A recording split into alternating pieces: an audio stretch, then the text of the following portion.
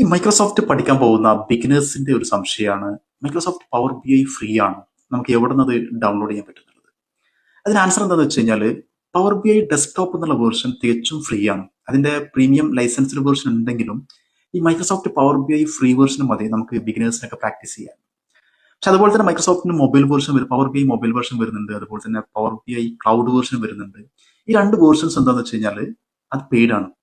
For example, ഇപ്പോൾ നമ്മൾ create ചെയ്തിട്ടുള്ള പവർ ബി ഐ ഡെസ്ക്ടോപ്പിൽ ക്രിയേറ്റ് ചെയ്തിട്ടുള്ള ഒരു ഡാഷ്ബോർഡിനെ നമുക്ക് എന്ത് ചെയ്യണം, അതിന്റെ മൊബൈൽ വേർഷൻ ക്രിയേറ്റ് ചെയ്യണം, അത് പബ്ലിഷ് ചെയ്യണം. മൊബൈലിൽ നമുക്ക് വിസിബിൾ ആവണമെന്നുണ്ടെങ്കിൽ അതിന്റെ മൊബൈൽ വേർഷൻ നമ്മൾ എന്ത് ചെയ്യണം, ഡൗൺലോഡ് ചെയ്തിട്ട് അതിന്റെ ലൈസൻസ് എനേബിൾ ചെയ്യണം.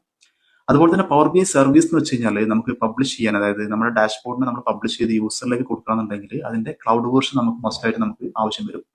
സോ ഈ രണ്ട് വേർഷൻസും, അതിന്റെ മൊബൈൽ വേർഷനും അതുപോലെ തന്നെ അതിന്റെ ക്ലൗഡ് വേർഷനും എന്താണ്, ലൈസൻസ്ഡ് ആണ്. ആസ് എ ബിഗിനർ നിങ്ങൾക്ക് Microsoft power B I practice ചെയ്യണമെന്നുണ്ടെങ്കിൽ അതിന്റെ ഫ്രീ ഡെസ്ക്ടോപ്പ് വേർഷൻ യൂസ് ചെയ്താൽ മതി. അത് മൈക്രോസോഫ്റ്റിന്റെ സ്റ്റോറിൽ ഫ്രീ ആയിട്ട് നിങ്ങൾക്ക് ഡൗൺലോഡ് ചെയ്ത് യൂസ് ചെയ്യാവുന്നതാണ്. മാത്രമല്ല അതിന്റെ ഓരോ അപ്ഡേറ്റ്സും മൈക്രോസോഫ്റ്റ് ഇപ്പോൾ ഫ്രീ ആയിട്ട് എന്ത് ചെയ്യുന്നുണ്ട്, അതിലേക്ക് ലൈവായിട്ട് അപ്ഡേറ്റ് ആവുന്നുണ്ട്. ഓക്കെ.